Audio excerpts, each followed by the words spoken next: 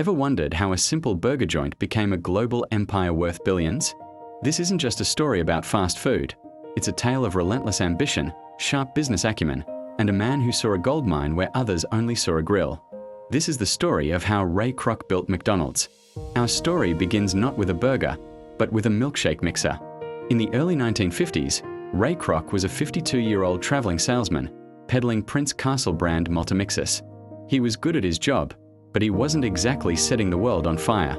He'd spent decades selling everything from paper cups to folding tables, always dreaming of something bigger. That something bigger finally appeared on his radar in 1954, in the form of a small, incredibly busy restaurant in San Bernardino, California. This restaurant was owned by two brothers, Richard and Maurice McDonald. They'd ordered an unusual number of Kroc's Multimixes, 8 of them, to be exact. That meant they were making 40 milkshakes at a time. Intrigued, Kroc drove out to see what kind of operation needed that much capacity. What he found blew his mind. The McDonald brothers had created something revolutionary. They called it the Speedee Service System. It was an assembly line for food. The menu was tiny: burgers, cheeseburgers, fries, shakes, and soft drinks. By limiting the options, they could focus on quality and, most importantly, speed. Customers got their food in under a minute. The kitchen was a masterpiece of efficiency, with every station designed for maximum output. The burgers were a consistent size, each with exactly 1 pickle and a precise squirt of ketchup and mustard. It was a well-oiled machine, and the long lines of happy customers proved it worked. Ray Kroc saw the future. It wasn't just the food, it was the system. While the McDonald brothers were content with their local success, Kroc envisioned this exact restaurant on every street corner in America. He saw golden arches stretching from coast to coast. He immediately pitched the idea of franchising to the brothers. They were hesitant. They had tried franchising before, and it was a headache. They couldn't control the quality or the cleanliness of the other locations, which damaged their brand. They were comfortable. They didn't share Kroc's burning ambition. But Kroc was persistent. He convinced them to let him lead the franchising efforts. He signed a contract that seemed heavily in their favor. He would only get 1.9% of the gross sales from the franchises, and a mere 0.5% of that went to the McDonald brothers.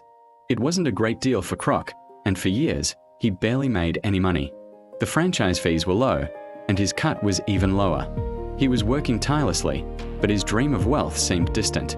The real turning point, the masterstroke that unlocked the billions, didn't come from burgers or fries. It came from real estate. Kroc met a financial wizard named Harry Sarnaborn, who showed him the flaw in his business model. Sarnaborn told him, "You're not in the burger business.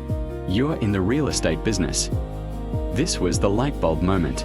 Instead of just selling franchise rights, Kroc's new company, the McDonald's Corporation, would buy or lease the land where the new restaurants would be built. Then, they would sublease that land to the franchisee, often with a significant markup. The franchisee now had to pay Kroc not just a franchise fee, but also rent.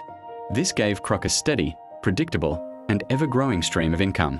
More importantly, it gave him control. If a franchisee didn't meet the strict standards for quality, service, and cleanliness that Kroc demanded, he could terminate their lease and take away their restaurant. This new model was a game changer. It provided the capital to fuel explosive growth and ensured that every McDonald's, whether in Illinois or Maine, offered the exact same experience. Kroc was obsessed with uniformity. He created Hamburger University, a training facility where franchisees learned the precise way to make a McDonald's burger, the exact temperature for the fries, and the rigorous standards for cleanliness. He called it QSC&V: quality, service, cleanliness, and value. This became the mantra of the entire organization. Kroc's relationship with the McDonald brothers grew increasingly strained. They had different visions. The brothers were cautious innovators who created the system. Kroc was a ruthless expansionist who wanted to conquer the world.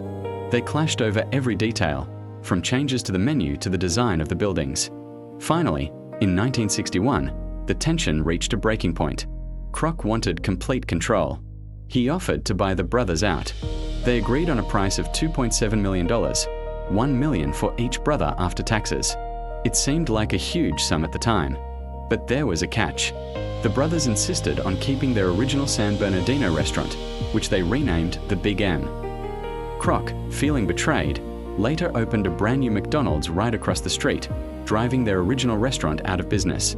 The buyout deal also allegedly included a handshake agreement for a lifelong royalty of 0.5% of all future McDonald's revenue. That handshake deal was never put in writing and was never honored. That royalty would be worth hundreds of millions of dollars a year today. With the brothers out of the picture, Ray Kroc was finally the undisputed king of McDonald's.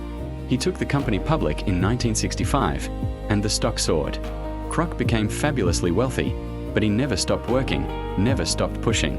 He introduced iconic items like the Big Mac in 1967, the Egg McMuffin in 1972, and Happy Meals in 1979, constantly innovating to stay ahead of the competition. By the time of his death in 1984, Ray Kroc had transformed a single burger stand into a global phenomenon with over 7,500 locations in 32 countries. He wasn't the founder, and he didn't invent the hamburger. But his vision, his relentless drive, and his brilliant pivot into real estate created the blueprint for the modern fast food industry.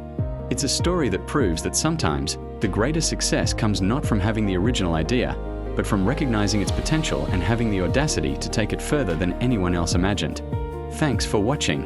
If you found this story fascinating, be sure to hit that like button and subscribe for more deep dives into the businesses that shape our world. We'll see you in the next one.